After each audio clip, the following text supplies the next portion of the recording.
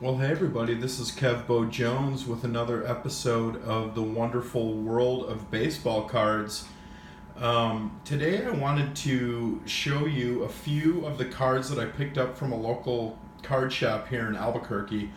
Albuquerque's a mid-sized city, but we only have two shops in town. There used to be more, but they have closed up over the years.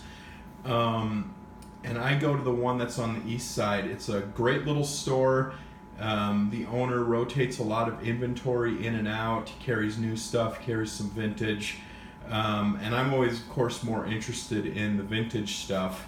I happened to be in there last week, and he had literally just picked up a collection from an elderly gentleman who was starting to sell off his collection. So he had this box of cards sitting on the counter that he hadn't even priced out yet. And he told me to just go for it, pick out what you want, and we'll make a deal.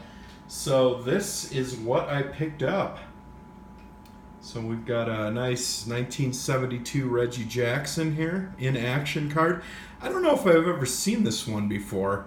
It's never caught my eye, kind of a strange card, but I got that one. Pretty nice.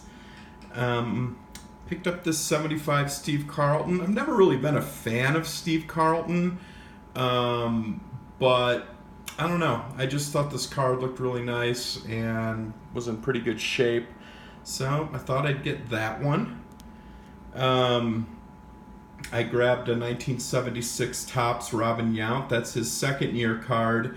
This is a pretty good looking card, and I've never had this one in my personal collection, and for the price I paid for it, I was more than happy to pick it up. I'm really getting into the mid-70s Topps, 73, 74, 75, and 76. It's really good stuff. This was a really nice one. Picked up this Paul Molitor here. And Alan Trammell. But for me, it's really all about the Molitor. This card is just, it's really nice. But as you can see upon closer inspection, it does, of course, have that famous red dot or black speck by Molitor's head. But no smearing. Pretty sharp card. Was really happy to pick that one up. Grabbed this basically from what was the equivalent of the dollar bin. This 1980 Topps Ozzie Smith, again, a pretty nice looking card. Got a Fernando rookie. I've been kind of hedging on Fernando. I think he's going to make it into the Hall of Fame, more so for his cultural impact than anything. Not to mention that he was an amazing clutch pitcher in the World Series. Fernando Mania, all of that. 3 million Dodger fans. I'm hedging. I like Fernando. I've been picking up a lot of his stuff for pennies on the dollar. Picked up a Kirk Gibson rookie. It's kind of just an inside running joke I have going with my brother. So I picked that one up, again, pretty much from the equivalent of like a dollar bin. This is some more modern stuff. Ricky Henderson, I think that's 81 Fleer. I get all those early 81 Fleer and Donruss sets mixed up. They all look the same to me. Here's another Gibson rookie. Kind of fun. When you see a cheap Nolan Ryan, might as well grab it. I picked up this 83 Ripken. A little off-centered, but whatever. Nice card. 84 Fleer Sandberg from his rookie or from his MVP season with the Cubs. 84 Fleer Strawberry. I've been grabbing up some of this kind of junk wax cards from the 80s of some of these superstars from the time.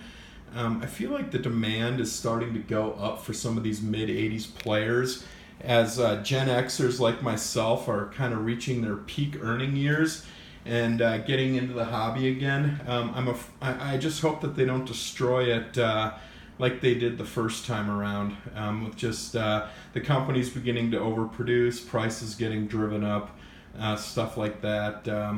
Picked up this Tony Gwynn from '84 Donruss. feel like that's a really nice looking card. Picked up a Puckett rookie from 85 Tops. This one's pretty sharp. A little off-centered, but whatever. Good looking card, though. Really good looking card. Picked up a McGuire rookie. I don't know what happened to mine. This 85 Tops McGuire. I cannot find mine for the life of me. So I saw this one in that box that the guy brought in that I kind of almost got first dibs in. I grabbed that. Bo Jackson, I think, is another player who is going to be making a resurgence with Gen Xers coming back in. So I grab those anytime I can. And then this was just for fun. I saw this. I think this is from like 2014. I can't remember what product it's from. But it's like a Babe Ruth 1969 kind of 3D card. That was just a throw-in. And then I got these. These weren't from that box, but the dealer had them. And I don't know. There's something about these that I like. This sepia tone Yelich card here. Kind of hard to see. Pretty sharp. That's something new. I only buy new stuff that I think really kind of looks nice, and for some reason I really like these. And I got this Acuna, just because, I don't know, I just thought it looked like a nice card. And then I got this last little run. These cards were all like bang, bang, bang, bang, bang, right in a row. And this is another player who I think is about ready to get into the Hall of Fame, and I've always loved him anyway. But I got this Thurman Munson. Pretty sharp, 1972 in action. I don't think I've ever seen that card either. At least I wasn't familiar with it. I picked up this 73 Munson. Pretty good looking card. Like that one. I picked up a 74 Munson. Which this one is really sharp. Picked up a 75 Munson. Which again is just really nice looking. And then I got this 76 Munson. Again, I said I'm really getting into these kind of mid-70s top sets. For years I've kind of ignored them as a collector, but they're just, I don't know, really nice looking. So I hope you guys enjoyed this video. There'll be more stuff like this. My channel's going to be more like, you know, kind of opening up stuff that I get in the mail, showing off my PC a little bit. I'll open up packs every now and then, kind of as I get them. Like I said, I don't really buy a lot of the newer product. But when I do, I'll probably just do that. And I look forward to going on the journey with you. And everybody, keep collecting what you absolutely love.